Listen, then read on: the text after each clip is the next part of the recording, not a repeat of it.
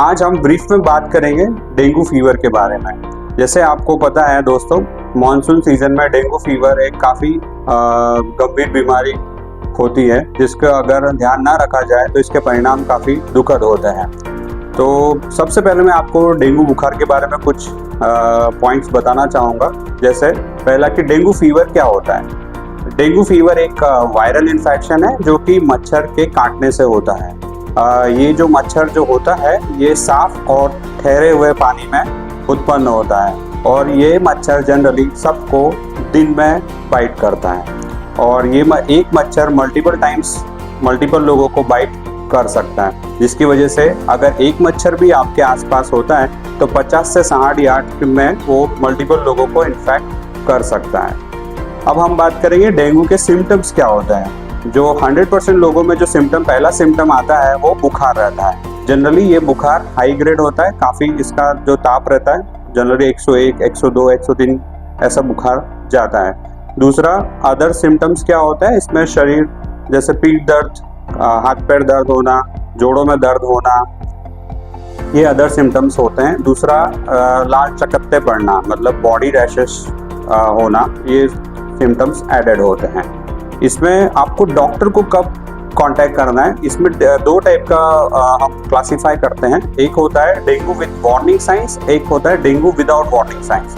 तो without warning science में जो सिम्टम्स मैंने आपको बताया है कि बुखार आना, हाथ पैर दर्द होना, हेडेक होना, सिर दर्द होना, ये सिर्फ विदाउट वार्निंग साइंस है। ये आप जनरली पैरास्टामोल या डोलो टैबलेट लेके आप निश्चिंत हो सकते हैं। पर आपको इसके अलावा अगर आपका बुखार 3 से 5 दिन से ज़्यादा अगर रहता है या फिर आपका परसिस्टेंटली या फिर कंटिन्यूस उल्टी होना या उल्टी जैसा लगते रहना या पेट भारी भारी लगना या पेट दुखना या पेशाब कम हो जाना या बीपी कम हो जाना, ये सब डेंजर साइंस है। तब आपको तत्काल प्रभाव से आपके नियर बाय डॉक्टर को कंसल्ट करना है।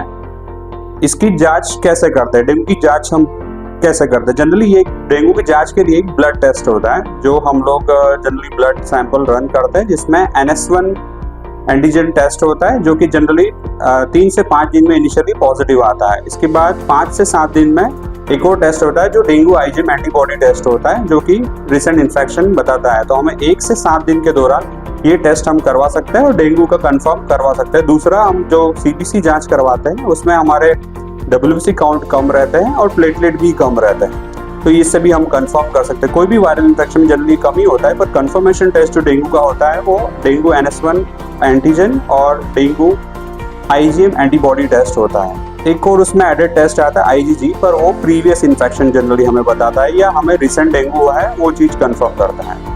अब दोस्तों इसके इलाज के बारे में आते हैं। जनरली इलाज जो डेंगू का ट्रीटमेंट होता है जनरली इसमें IV फ्लूइड्स देते हैं। अगर ये कॉम्प्लिकेट नहीं होता है तब तो सिर्फ सिंपल IV फ्लूइड देके हम लोग पेशेंट को 2 दिन में रिकवरी आ जाती है और पेशेंट 2 से 3 दिन में अपने घर चला जाता है। पर अगर कुछ कॉम्प्लिकेशंस, जैसे हमने बात करा था वार्निंग साइंस, अगर कुछ कॉम्प्लिकेशंस होते हैं, आज के टाइम पे रिसेंट बहुत कॉम्प्लिकेशंस होते हैं ब्लड रिलेटेड, तो वो भी हो सकते हैं। पर उसके लिए फिर ICU में हमें भर्ती होना पड़ता है। प्लेटलेट्स अगर मान लो कि लेस देन 10,000 है और कहीं से ब्लीडिंग हो रहा है, जैसे नाक से खून बहना, पेशाब के रास्ते ब्लड आना या लैट्रिन के रास्ते या स्टूल में ब्लड आ रहा है, तो फिर हमें प्लेटलेट्स चढ़ाने पड़ते हैं। या परसिस्टेंटली हमारा प्लेटलेट काउंट इंप्रूव नहीं हो रहा है, BP फॉल हो रहा है, तो भी हम जो प्लेटलेट्स हैं वो चढ़ाते हैं। इसका प्रिवेंशन कैसे कर सकते हैं। प्रिवेंशन का एक ही है कि आप मॉनसून सीजन में जो पानी इकट्ठा होने के जो भी कारण होते हैं हमारे घर के आसपास, या तो कूलर में हो, गमलों में हो या आसपास फ्रेश वाटर छत पे जैसे कुछ पुराने बाल्टी बड़ा हो, तो कहीं भी फ्रेश वाटर इकट्ठा नहीं होने देना है आपको। और दूसरा, फुल स्लीव्स क्लॉथ्स पहनना है आपको डेंगू इस रेनी सीजन में।